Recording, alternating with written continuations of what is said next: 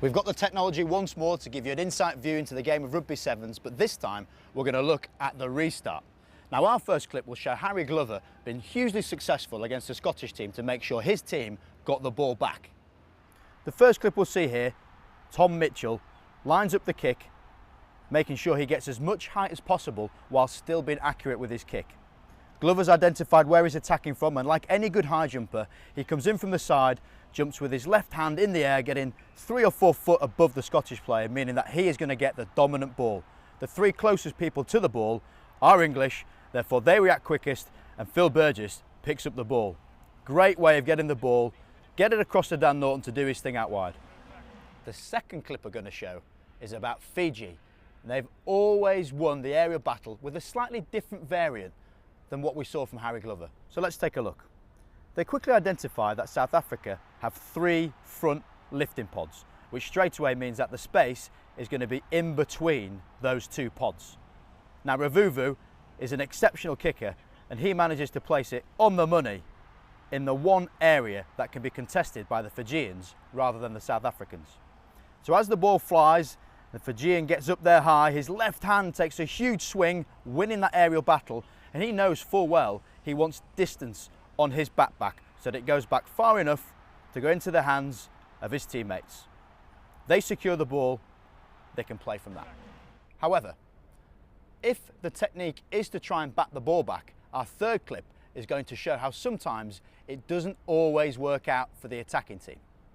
So when Kenya take on Uganda, they employ a similar tactic to try and get height on the kick to get the bat back, which they do, win the collision, albeit it's his right hand punching the ball back. Now what we should see is the kicker making sure he stays round about the halfway line.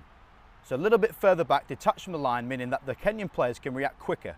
But Okia identifies the space in behind where the ball ultimately ends up going. It's a risk, but there is his reward.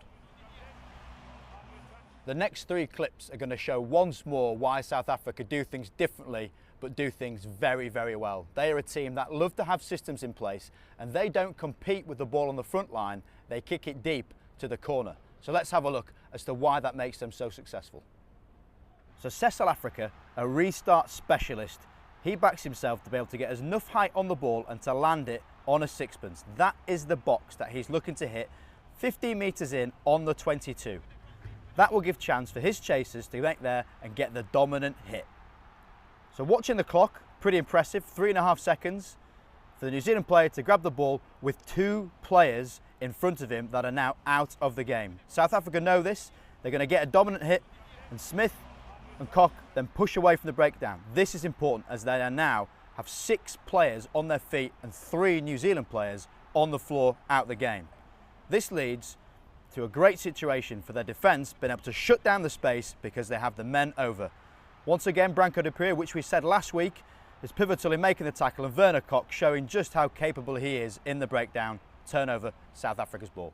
Now the second clip is going to show a good tactic to try and get past this South African defence, and it comes through a kick. However, you've got to make sure your kicks are accurate.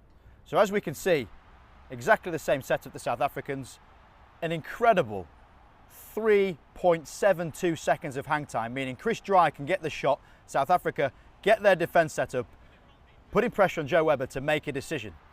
He panics a little bit, seeks a bit of contact, then Mickelson comes into the game as a first receiver to try and kick it.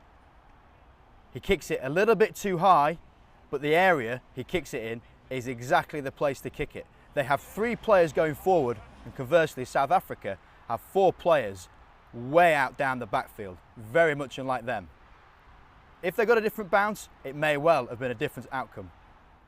So the third clip we're now going to see, again, is about a kicking tactic, but shows how accurate you need to be, especially against this dominant South African team. Almost a replica in how South Africa gets this kick on the money.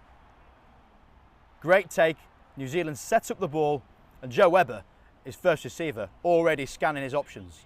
He's not seeing much on, so he thinks the right option is to kick it. Quagga Smith and Werner Koch in front of him know this.